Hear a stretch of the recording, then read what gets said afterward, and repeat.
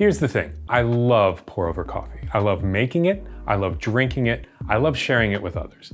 Back in my barista days, my customers tended to perceive the pour-over process as either a science or an art. Honestly, I feel like it's a little bit of both. Hi there, Bryan here with Whole Latte Love. There's so many ways to make a delicious cup of coffee and so many different tools and techniques that you can utilize in order to perfect the process. I personally have changed my brewing routine many times over the years using bits and pieces of techniques I've picked up from barista champions like Tetsu Kasuya and other things I've learned along the way that I find work for me.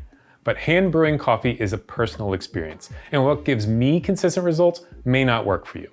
In this video, I'm going to cover a step-by-step process for making pour-over coffee and present it in a more visual way, like a roadmap that gets you from ground beans to a pot of delicious brewed coffee.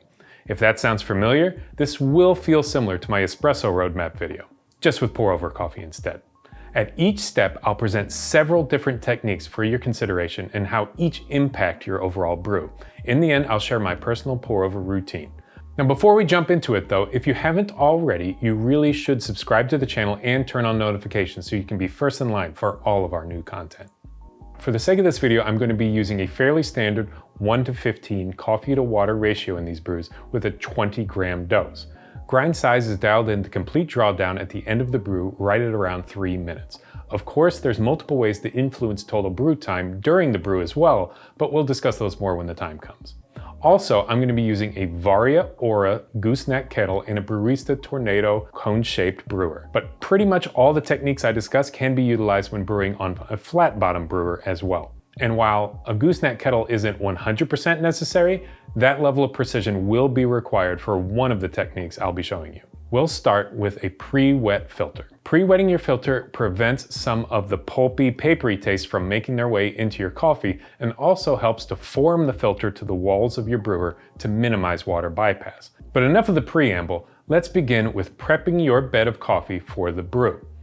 3 options I'll cover here are flattening your bed, adding a divot, and whisking your grounds. In flattening your bed, you are creating a filled conical shaped bed, or a triangle if you picture it in 2 dimensions. The easiest way to do this is to simply take your brewer and shake it until the bed levels out. Jumping ahead a little bit, a nice level surface of grounds at the end of your brew is typically a sign of an evenly extracted bed of coffee. So starting with a nice level surface definitely helps in achieving even extractions. Adding a divot to your bed helps aid extractions in a different way. For this, you could simply just take your finger and make an indentation in the middle of the bed, but a better way would be to use something like a chopstick and really stir in a circular motion to make the bed into a hollow conical shape, or a V if you once again picture it in 2 dimensions. This way, the depth of the bed is more uniform in the brewer as it more closely mimics the shape of the brewer itself. The idea is that adding a divot will ensure that all the grounds get properly wet during the first pour. A quick note here, if you're using a flat bottom brewer, making a divot is irrelevant as a nice flat bed achieves the same purpose. The third option at this juncture is using a WDT whisk to stir your grounds to unsettle them and loosen them in preparation for the water. Unlike the pressurized brewing of espresso where you want a tightly compressed bed of grounds, in a pour-over you want the water to flow freely through the bed of coffee with as little compressed grounds as possible so every little corner gets properly extracted. Whisking your grounds is a great way to do this. Now to show how each of these techniques affect your brew, I've done each, poured my bloom, and then removed the filter and split it open to check for dry pockets. The flat bed had the most wetness at the base of the cone, while the divoted and whisked beds both had plenty of moisture throughout the entire bed. In the next step of this journey, let's discuss different patterns for pouring. This is the step I mentioned earlier in which a gooseneck kettle is going to be vital. With a gooseneck kettle, you have a lot more precise control over both where you're adding the water and the rate at which you're pouring. The top 3 techniques for adding water to your coffee for even extractions are pouring all your water in the middle, moving in a spiral motion, and moving in what I'm going to call a flower pattern. Without question, pouring all your water in the middle of the bed is the most effortless of these options. If you utilize this technique, I would recommend using a slightly slower flow rate and to keep the tip of your spout as close to the surface of the water as possible. Doing this will keep you from just boring a hole right through the middle of your bed. Another way to avoid doing that is to use a spiral pouring pattern. This way you can dispense an even amount of water across all areas of the coffee bed. Start in the middle and work your way out to the outside in a circular motion. If you notice some grounds climbing up the filter as you're pouring, pour a little directly on the filter to clean them off. But for the most part, keep your stream of water over the bed of coffee. Once you've made your way all the way to the outer edge of the coffee, circle back towards the middle. Another technique for even distribution of water across the coffee is to pour in a flower shape. Start in the middle and then sweep out to the outside and then back toward the middle, essentially drawing the petals of a flower. This pattern adds a little more focus to the middle of the bed, which is useful since that's the deepest part. A quick tip here for pouring: to make sure you aren't over-extracting one part of your bed more than the others, try and keep the spout of your kettle as level with the surface as possible during these motions. The tendency is going to be to lift your kettle up a little bit when pouring in the far corner, but doing something as simple as this can very easily end up giving you an uneven bed. To test how the hot water distributes across the bed with each of these techniques, I shot each technique using a thermal camera. As you can see, both the spiral and flower pour patterns lit up the entire brew surface, while pouring only in the middle only lights up the middle and leaves a cooler outer ring. Now that we've discussed how to add the water, let's go over how much water to add and when. The options here are simply adding all the water in one long pour, breaking the pours up as need be during the brew, and planning all your pulses in advance mathematically by dividing up your total brew water. Now, I'll interject here and say that I always recommend at least pausing after an initial pour to allow the coffee to bloom. During the bloom, the trapped CO2 in fresh ground coffee gets released as the hot water hits it. The more freshly roasted the coffee, the more your coffee will bloom. Carbon dioxide gas, if not released, can make your brew taste more bitter. That degassing also releases desirable aromatic oils in the coffee, and you don't want to miss out on those. A good bloom amount is at least twice the weight of the ground coffee. So in this 20-gram dose recipe, we're looking at a bloom of at least 40 grams of added water, and then waiting at least 30 seconds before continuing. If your plan is to add all the rest of your water in one long pour following that, you'll need to pace yourself and keep the flow rate very low. By the end of your pour, the water level in your brewer will likely be all the way to the top of the filter, and that final drawdown will be the bulk of your brew time. If low and slow is not your thing, you can pulse your water as needed. Fill up your filter with water and then let it recede until you just see the bed start to poke out, and then pour again. Repeat until you've added your total water amount. This is the easiest technique of the three here, as it lets you be a little freer with your pouring than the first and removes the pre-planning and math of the next. To get the most repeatable results, dividing each pour into equal parts and performing them at specific intervals is going to be your best bet. This level of precision is what wins brewing competitions the world around, but is also something that is not so incredibly complicated that you can't attain it in your own home. In our recipe here, we're lucky that the 300 grams of water that we're adding is so easily divisible. You could do 3 100-gram pours, 4 75-gram pours, 5 60-gram pours, or break it up however you like. Then, while monitoring your total brew time, you can add each of those pours at specific times. That way, if your pour over goes really well, you can more easily duplicate that brew. Each of these methods has their own positives and negatives, so this step of the process is really wide open for personal interpretation and preference.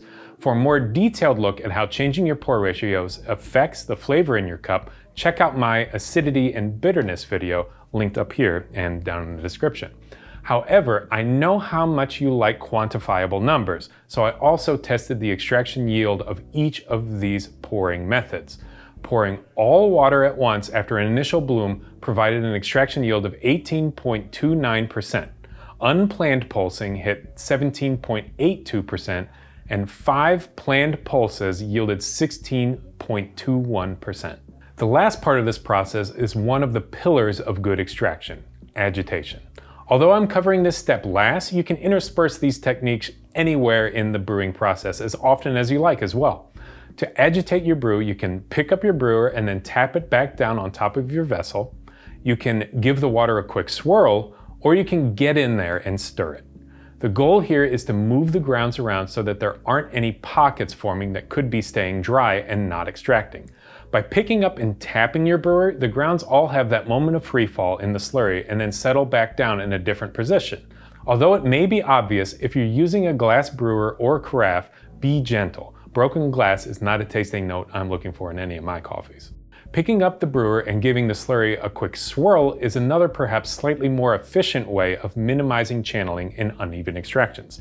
If using a brewer with vortex ridges, I recommend spinning the water in the direction of those ridges to better aid in the drawdown. You can also physically agitate the grounds by stirring them with something like a teaspoon or even a WD-T whisk.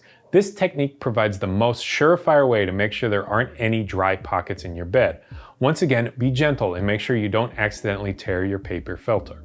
An important note about all three of these techniques is that they will all slow down your brew. So if you're using any of them, be sure to coarsen your grind size accordingly as to not end up with too long of a brew time in over-extracted coffee. At the same time, these work great in slowing down a brew that seems to be going too fast. All three of these techniques also help to guarantee you have a nice flat bed at the end of your drawdown, as any dips in the bed could be a sign of over-extracted areas. Once again, I did 3 pour-overs and only changed how I agitated them and tested for extraction yield. If you remember from the last segment, 5 planned pulses yield 16.21%, and that's how I brewed these 3. Vertical tapping of the brewer increased the yield to 16.46%. Swirling the brewer increased it even further to 17.88%, and stirring the slurry hit the highest yield at 18.27%.